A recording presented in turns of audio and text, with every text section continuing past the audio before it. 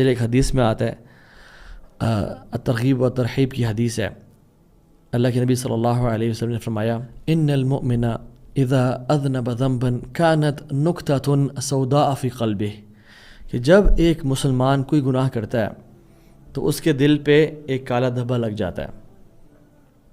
اور میں مفہوم بتا رہا ہوں کہ جب وہ اسے توبہ کرتا ہے تو وہ مٹا دیا جاتا ہے، بٹ اف ہی پرسسٹس، لیکن اگر وہ کرتا رہتا ہے تو پھر اس کے دل پہ یہ نقطے لگتے رہتے ہیں حتیٰ کہ سارا دل کالا ہو جاتا ہے. اور یہ وہ کالک ہے جس کے بارے میں قرآن ران کا لفظ ذکر کرتا ہے، هو الران الذي ذکر اللہ کلا بل ران علی قلوبہم ما كانوا یکسبون. یہ وہ ران ہے، یہ وہ بلاکیج ہے جس کے بارے میں اللہ سبحانہ وتعالیٰ قرآن میں مینشن کرتے ہیں کہ ان کے دلوں پہ کالک پڑ گئی ہے، ان کے دلوں پہ تالے لگ گئے ہیں جو وہ کام کیا کرتے ہیں، یعنی گناہ. اور ان میں سے ایک کیا ہے؟ حرام income. What happens is a person fails to enjoy the sweetness of ایمان. اس کو مزہ نہیں آتا ایمان کا، اس کو صلاح میں نماز میں خشوع فیل نہیں ہوتا، اس کی زندگی میں جو پازیٹیوٹی ہے وہ ختم ہو جاتی ہے، اس کی زندگی میں جو کائنڈنس ہے اور وہ خوشی ہے اور ایک اسمائل ہے اور ایک گریٹیٹیوڈ ہے، ایک شکر گزاری، اٹس مسنگ. اس کی زندگی میں پیشنس اور صبر نام کی چیز نہیں رہتی، ہر ٹائم وہ اینشیس ہو جاتا ہے. چاہے وہ اللہ کی عبادت میں مشغول ہو بھی جائے لیکن اس کا دل کہیں اور ہوتا ہے. اس کی جسم مسجد میں ہوتا ہے لیکن اس کا دل کہیں اور ہے. ایسا لگتا ہے کہ اس کا دل پہ تالے لگ چکے ہیں، دل پہ ایک کسی نے دبایا ہوا ہے اس کے دل کو. یہ کیا ہے؟ یہ وہ ران ہے، یہ وہ نقطے ہیں جو کہ دل کو سخت کر دیتے ہیں.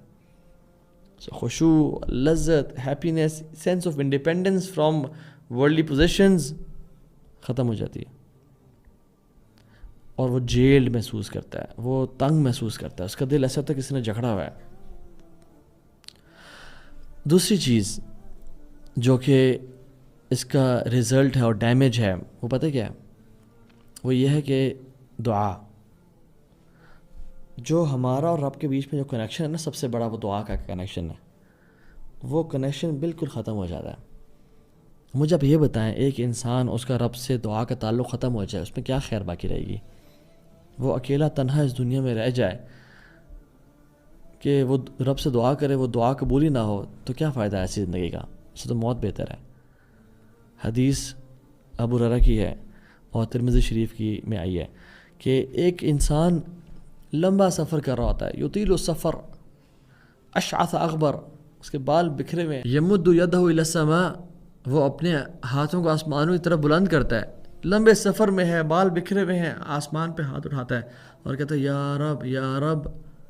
اس سے دعا قبول نہیں ہوتی. کیوں؟ ومطعمہ حرام ومشربہ حرام وملبسہ حرام وغذی بالحرام فأنى یستجاب لذلک. اس کا کھانا حرام کا تھا، اس کا پینا حرام کا تھا، اس کا پہننا حرام کا تھا، اس کی نرشمنٹ حرام کی تھی، پھر اللہ کیوں اسے دعا قبول کرے گا؟ اور اس حدیث میں سبحان اللہ 4-5 فیکٹرز ہیں دعا کی قبولیت کے. سفر میں دعا قبول ہوتی ہے، انسان کی سٹیٹ ہمبلنس اور ہیوملٹی کی ہو دعا قبول ہوتی ہے. اس لیے تو حج اور عمرے پہ ہمبل اٹائر پہننے کو کہا گیا ہے، یعنی 2 چادریں. اللہ تعالیٰ کے ہاں انسان عاجز اور فقیر بن کے آیا ہوتا ہے. ہیوملٹی کی سٹیٹ میں دعا قبول ہوتی ہے.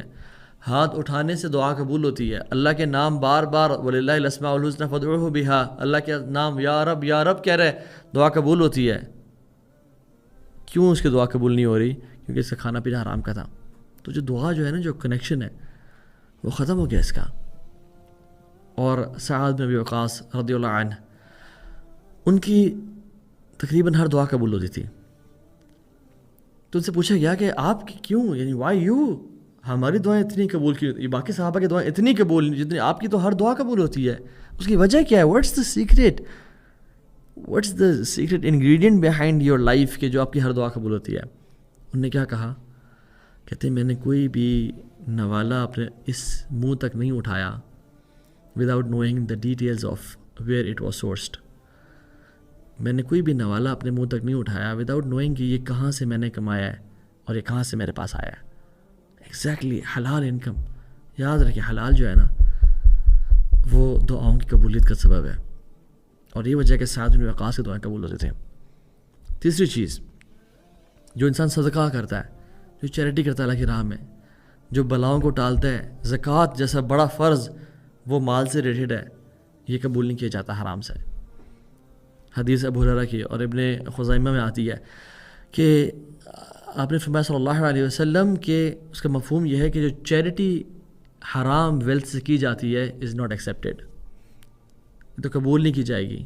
دوسری بات، a person who is giving charity from the haram wealth، یہ جو حرام کما رہا ہے، he will bear the consequences of it، وہ اس کے نتائج بھگتے گا جو اس نے حرام سے کمایا۔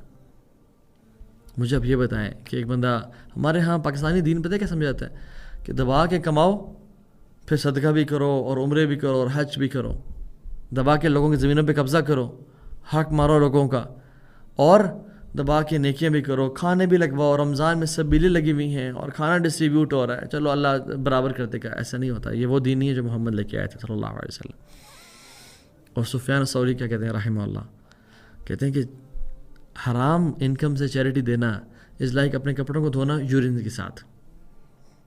کہتے ہیں for the clothes they are purified with water only and the sins are erased with حلال اونلی، کہ کپڑے دھلتے ہی صرف پانی سے ہیں اور یورین سے نہیں، اور گناہ معاف ہی صرف حلال سے ہوتا ہے، حرام خرچے سے گناہ معاف نہیں ہوتا ہے۔ اللہ اکبر۔ چوتھی چیز جو کہ بہت بڑا ڈیفائننگ فیکٹر ہے وہ یہ ہے کہ برکت کا اٹھ جانا۔ حرام انکم سے لائف میں جو برکت ہے نا وہ بالکل ختم ہو جاتی ہے، اور برکت ایسے کانسیپٹ ہے جو کہ ہمیں سے کو نہیں پتہ۔ برکت جو ہے نا کسی بھی چیز کو بینیفیشل اور لانگ ٹرم بنا دیتی ہے، چاہے وہ تھوڑی کیوں نہ ہو، یعنی تھوڑے سے زیادہ کا نکالنا اور چھوٹے سے بڑی خیر نکالنا یہ برکت کرتی ہے۔ اٹس اے سیکرٹ انگریڈینٹ جو کہ اللہ کی طرف سے ہوتی ہے، اور وہ زیادہ کر دیتی ہے مال کو، چھوٹی خیر کو زیادہ، وقت میں بھی برکت، تھوڑا وقت ہو زیادہ پروڈکٹیوٹی ہوتی ہے۔ آپ نے دیکھا نہیں کچھ لوگ ایسے ہوتے ہیں جو کہ جن کی لائف میں برکت نہیں ہے، ان کے کام پینڈنگ ہیں، انہوں نے گاڑی کے بھی کام کروانے ہیں، گھر کے بھی ہوم چورس پینڈنگ ہے، رینوویشن بھی پینڈنگ ہے، بہت ساری چیزیں پرچیز کرنی، everything is pending in their lives. اللہ اکبر، لا الہ الا اللہ۔ And there are some people جو کہ بہت زیادہ بزی ہیں but everything is sorted. اللہ تعالیٰ ان کے لیے ایسا ارینجمنٹس کرتے ہیں، ایسے معاملات کرتے ہیں کہ ان کی کوئی بھی چیز پینڈنگ نہیں ہے، وہ ہر چیز کام کرتے جاتے ہیں اور انہیں کام ہوتے جاتے ہیں۔ برکہ، ایون اولاد، کچھ لوگوں کی اولاد بے شک بہت زیادہ ہوتی ہے نمبرز میں، بٹ وہ اولاد ڈس اوبیڈینٹ ہے کیونکہ برکت اولاد میں نہیں ہے۔ وہ اولاد رنج اور دکھ اور غم کا باعث ہے کیونکہ حلال نہیں کھلایا گیا۔ وہ اولاد تکلیف کا باعث ہے۔ وہ اولاد خیر کام پروڈیوس نہیں کر سکتی۔ وہ اولاد صدقہ جاری نہیں ہے بلکہ سوء جاری ہے۔